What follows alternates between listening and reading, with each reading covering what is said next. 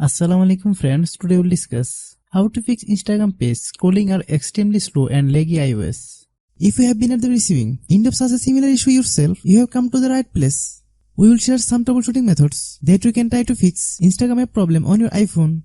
Before starting the video, I have a request. If our video is of any benefit to you, please give a like and comment on the video. Your like and comment will encourage us to make next video. If a new member of my channel but have not subscribed to my channel, then definitely subscribe and stay with us.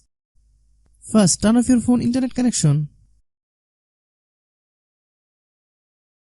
Now turn on the internet connection. Then turn on airplane mode. Then turn off airplane mode. Click App Store. Click Search, then type Instagram.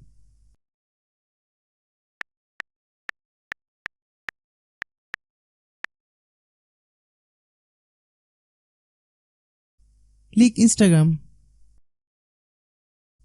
If you get any update, please update. Launch the setting app on your iPhone. Click General.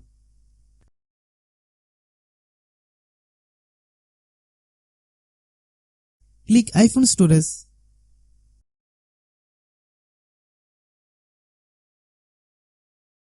Click Instagram app.